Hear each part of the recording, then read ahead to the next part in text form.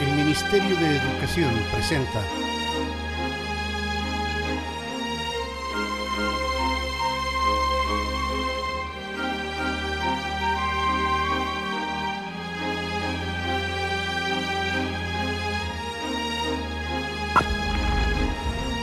Crónica, pasajes de nuestra historia.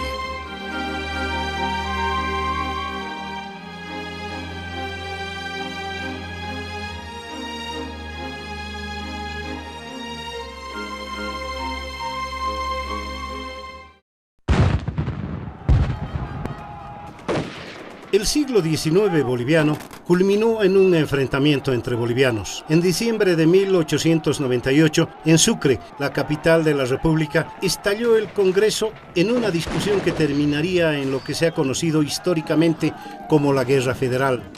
Esta guerra que enfrenta al norte contra el sur, la Guerra Federal que va a debatir entre federalismo y unitarismo. La guerra federal que le va a costar sangre y un costo económico muy significativo a la patria, y finalmente la guerra federal que abre un siglo con un liderazgo geográfico, económico y social. El siglo XIX boliviano tuvo un momento crucial en la Guerra del Pacífico. Después de la derrota, se reúne la Convención Nacional de 1880 para construir lo que se ha denominado históricamente la Bolivia oligárquica. El liderazgo del liberal por antonomasia, don Eliodoro Camacho, no puede contra el dominio hegemónico de los conservadores. Es derrotado en 1884 por Gregorio Pacheco, en 1888 por Aniceto Arce y en 1892 por Mariano Baptista. Es a través del cohecho, a través de la manipulación y a través de la violencia, como ocurre en la presidencia de Baptista, que a los liberales se les cierran las puertas del poder. Pero es también la confrontación entre el norte y el sur. Chuquisaca, la capital de la República, enfrentada a La Paz. La discusión en torno a cuál debería ser la ciudad capital de Bolivia se resolvió entre 1825 y 1839, cuando el Congreso, reunido bajo la presidencia de José Miguel de Velasco, determinó oficialmente que Sucre era la capital de la República. Pero esa decisión, que parecía en los papeles, fue desmentida en los hechos por la práctica histórica. Los gobiernos de Bolivia tuvieron carácter itinerante y muchas veces gobernaron en diversas ciudades. Sucre, desde luego; La Paz, ciudad en la que los presidentes estuvieron quizás más tiempo que en la propia capital de la República. Cochabamba y también Oruro, una ciudad fundamental en el paso del norte al sur. Entre diciembre de 1897 y enero de 1898 se llevan a cabo en el país las elecciones municipales. Muy pronto se detecta un importante fraude de los conservadores que generan graves disturbios en La Paz. Es la chispa para la gran explosión. En Sucre la repercusión es inmediata. El gobierno toma la decisión de trasladarse a La Paz para intentar apaciguar los ánimos. A partir de ese momento, 1898, se convierte en el año de la disputa por la capitalía y por el federalismo. Es el principio del fin. Son los últimos días, aunque ellos todavía no lo saben, de Sucre, capital real de la República. Luego vendría la disputa, la guerra y el cambio de sede de gobierno, igual que el cambio de destino de un país que pasa de un mundo conservador a un mundo liberal, pero que pasa sobre todo del sur al norte, un eje que había controlado al país a lo largo de la época colonial y que va a trasladar el liderazgo paceño durante todo el siglo XX.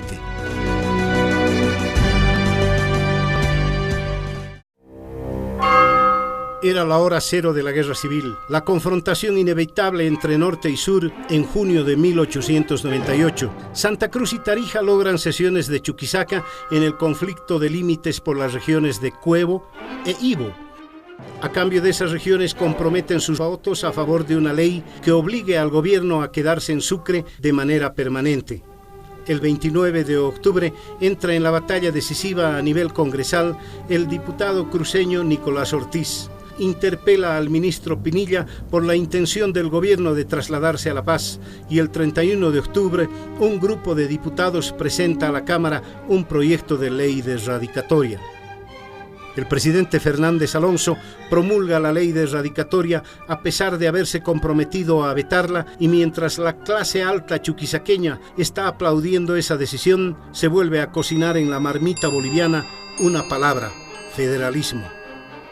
Los disturbios paceños de noviembre, cuando se enteran de la ley de erradicatoria como proyecto, y finalmente la reunión del 12 de diciembre de 1898, que establece el nacimiento de la Junta Federal, plantea la ruptura definitivamente entre La Paz y Sucre, y plantea un gobierno que desconoce al presidente constitucional Severo Fernández Alonso. La guerra civil ha comenzado. El presidente Alonso traslada sus tropas desde Sucre, capital de la República, hasta Oruro, que sería a lo largo de la contienda su cuartel general. La decisión del Ejército Constitucional, llamado así por el nombre del partido político de Severo Fernández Alonso, hoy conocido por conservador, es tomar La Paz, o por lo menos bombardearla. Para ello, el ejército se traslada desde Oruro hasta Viacha, casi a las puertas de lo que sería la sede del gobierno. Las fuerzas federales están en problemas. Su parque militar es casi inexistente y no tienen la condición para enfrentar al Ejército Nacional que comanda Alonso. ¿Hubiese sido posible el triunfo federal sin esa carta inteligente pero riesgosa de Pando llamada el movimiento indigenista? La historia de la guerra federal no puede entenderse sin ese contexto y sin esos protagonistas. En 1866, Mariano Melgarejo decreta la obligatoriedad para los indígenas de recabar sus títulos de propiedad pagando por ello. Les da un plazo de 60 días y después empieza a rematar sus tierras en pública subasta. En 1874, Tomás Frías establece lo que se conoce como la ley de exvinculación. Se refiere al concepto de propiedad individual. La ley reconoce la propiedad soberana y personal de los indios sobre su tierra, pero rompe la comunidad. Por eso se impone el término de exvinculación, porque fractura la base de la relación histórica del indio con su tierra. En 1881, la ley es ratificada y comienza un proceso sistemático de expoliación de la tierra indígena y la construcción de grandes latifundios. Es el peor momento de la relación de la sociedad blanca y de la sociedad india en Bolivia. Uno de los apoderados indígenas se llama Pablo Zárate, que se conocería luego como el temible Vilca. Sin ninguna duda, y a pesar del hecho colectivo del movimiento y del levantamiento indígena de 1899, el máximo caudillo indio de ese momento.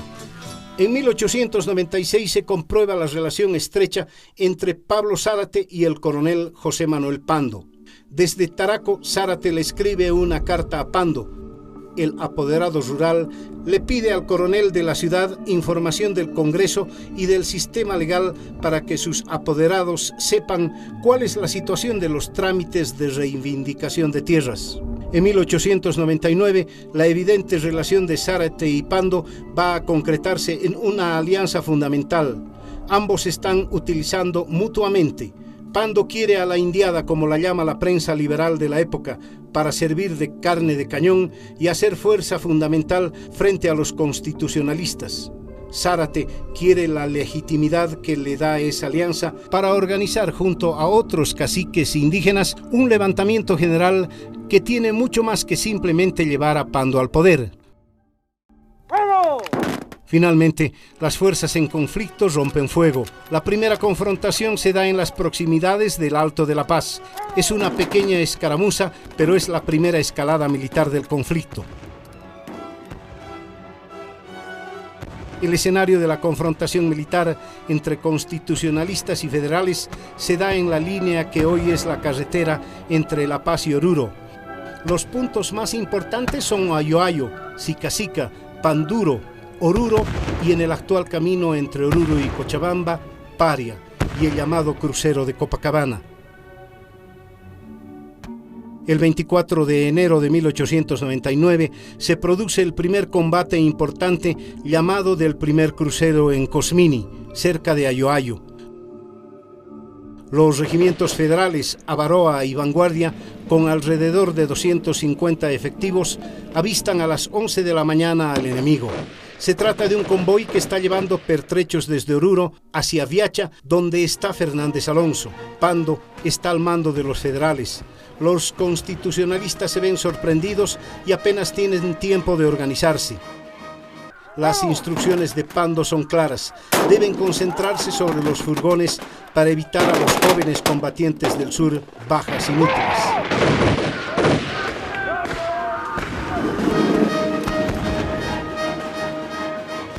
Las tropas constitucionalistas derrotadas deciden dejar en Ayoayo al grupo de soldados que están heridos bajo la protección del capellán José María Fernández de Córdoba, para que descansen y se recuperen.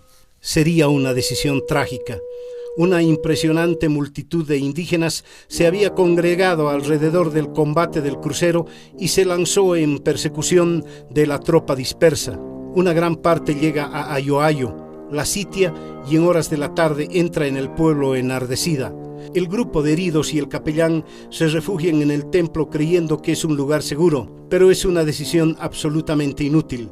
La muchedumbre llega hasta las mismas puertas del templo de Ayoayo, que fue el escenario de la más brutal y bárbara hecatombe. La sangre de las víctimas enrojeció su suelo palmo a palmo. Las escenas de terror comenzaron en el patio de ingreso, precedido de pequeños arcos de piedra. Llegaron a los umbrales del edificio y terminaron en el atrio. Allí perdieron la vida a manos de la multitud enfurecida 27 soldados del escuadrón Sucre, tristemente arrastrados por la irresponsabilidad de gobernantes y revolucionarios a la tormenta de una guerra sangrienta y cruel. Allí murió el jefe Melitón Sanginés y por supuesto el sacerdote José Rodríguez y el capellán José María Fernández de Córdoba. Lugentes campi. Esa es la frase que usó Mariano Baptista para referirse al drama de la masacre de Ayoayo, que en castellano quiere decir campos del dolor. Eso fue lo que vivió Bolivia en esos días de abril de 1899. El desastre de Cosmini desmoraliza profundamente al presidente Fernández, que después de conferenciar con su alto mando decide retirarse a Viacha. Desiste total y definitivamente de atacar La Paz y vuelve hacia Oruro para convertir esa ciudad en su cuartel general. Mientras tanto, Pando en Sicacica escribe 2 documentos. Uno para los constitucionalistas, pero el más importante a sus correligionarios del país, donde el líder liberal expresa claramente sus ideas. Habla de una revolución o una guerra que es solo un medio de regeneración política. El federalismo, responde el coronel, dependerá de una convención nacional. A fines de febrero y principios de marzo de 1899, el movimiento indígena comienza a tomar independencia. Se producen levantamientos en Chayapata, Sorasora, Caracollo, Caracato, Luribay, Sicacica, Inquisibi, Escola, Cajuata, Yaju y decenas de poblaciones donde líderes indígenas, no solamente Zárate Vilca, Juan Leo, Asensio Fuentes, Lorenzo Ramírez, José Tellería, Mariano Inca, Cruz Mamani, están pensando por su propia cuenta y están proponiendo una salida que puede ser un gran levantamiento nacional. Pero el hecho más terrible de toda la historia de la Guerra Federal se da el 1 de marzo de 1899 en Moosa, y las víctimas no son soldados chuquisaqueños, sino el escuadrón Pando bajo el mando de Arturo Eguino.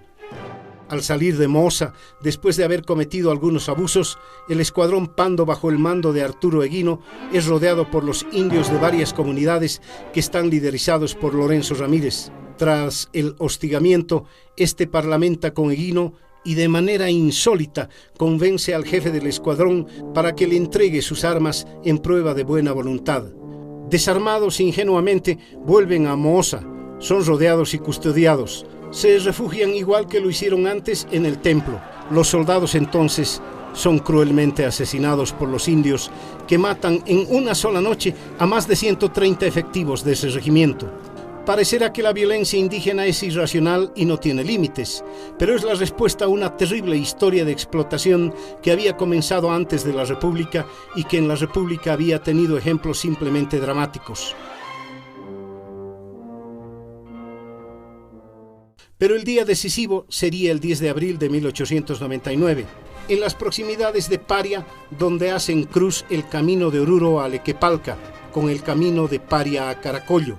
A las 2:05 de la tarde comienza el grueso del combate. López ha decidido colocar a 3 batallones en el flanco abierto, mientras que Pando dispone en orden abierto a 3 batallones. A las 3:30 de la tarde, el Murillo rompe fuego mientras avanza a posiciones enemigas, lo que da pie a un avance a todos los batallones federales. Al anochecer de ese 10 de abril, el presidente Severo Fernández Alonso se da cuenta que la batalla está perdida y ordena la retirada definitiva hacia Oruro. El triunfo del general Pando es también definitivo.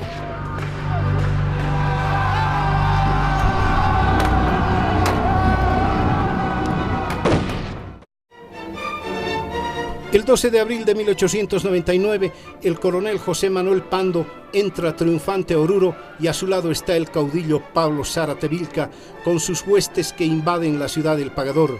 Es una presencia pacífica, pero ya se están adelantando los hechos que van a dividir definitivamente a federales de indígenas. Pando está preocupado y ha adelantado ya varios telegramas indicando que hay que frenar la expansión de los indígenas. Represión es la palabra que se usa. Ya no son necesarios los servicios bélicos de la raza indígena. Es la frase que con un alto grado de cinismo están diciendo los liberales. Pocos días después, la ilusión de un gran levantamiento que aparentemente estaba previsto para el 3 de mayo va a caerse en pedazos con la detención de los líderes indígenas. En tanto, el presidente Fernández Alonso ha abandonado a Bolivia, resignando la presidencia de la República. Pero la decisión más importante se da el 15 de abril. La Junta Revolucionaria decreta que La Paz es desde ese día capital oficial de la República de Bolivia. Inmediatamente le envían un telegrama al coronel Pando que los deja con los crespos hechos. No acepta esa decisión. Es irresponsable, dice, y convence a los miembros de la Junta dejar postergada esa discusión hasta la próxima Convención Nacional. El 22 de abril es el último estertor de los indígenas. Un general llamado Feliciano Vilca se proclama presidente en el sur. Duraría muy pocas horas. El 23 Juan Lero es apresado en Peñas y Pablo Zárate Vilca apresado en Sicacica. El gran levantamiento indígena queda frustrado. El 24 de abril la Junta Federal se traslada de La Paz a Oruro y durante 6 meses esa ciudad es la capital de la República hasta la instalación el 20 de octubre de 1899 de la Convención Nacional, cuyo primer acto es la elección del presidente, el ya general José Manuel Pando. La primera gran batalla de los parlamentarios es si se adopta o no la Constitución de 1880. Tras arduo debate, se impone la mayoría por adoptar la Constitución mencionada. Es un triunfo que adelanta que ya no habrá federalismo porque es obvio que esa Constitución, como todas, habla de una república unitaria. A pesar de ello, se abre el debate sobre el federalismo. Pero el presidente Pando ya tiene una decisión tomada y el vicepresidente de la República aprueba la moción de aplazamiento hasta una próxima legislatura. Nunca más el Parlamento debatió el tema del federalismo. Mientras tanto, los caudillos indígenas Cruz Mamani, Juan Lero y Pablo Zárate, el temible Vilca, guardan detención en la cárcel de Oruro. Se han abierto contra ellos 2 procesos, uno por la masacre de Ayoayo, el otro por la masacre de Moosa. Cruz Mamani intenta fugar y es muerto en la propia cárcel de Oruro. Juan Lero muere a los 60 años en prisión sin haber conocido su sentencia. Zárate Vilca tendría que esperar más de 2 años detenido. Finalmente se lo declara inocente en Ayoayo, pero se decide que Moosa tiene que continuar el proceso. En 1903, camino a La Paz, dizque en un intento de fuga, Pablo Zárate, el caudillo indígena, es muerto por sus custodios y así termina una de las etapas más impresionantes de la historia indígena de nuestro país.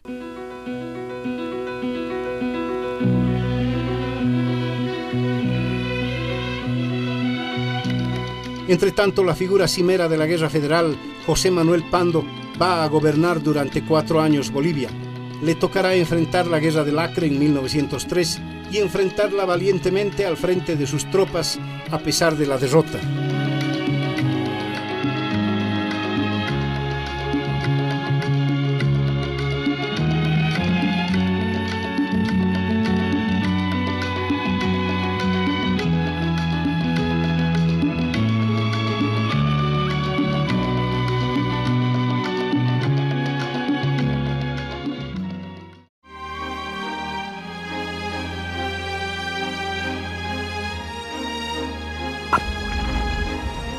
Crónica.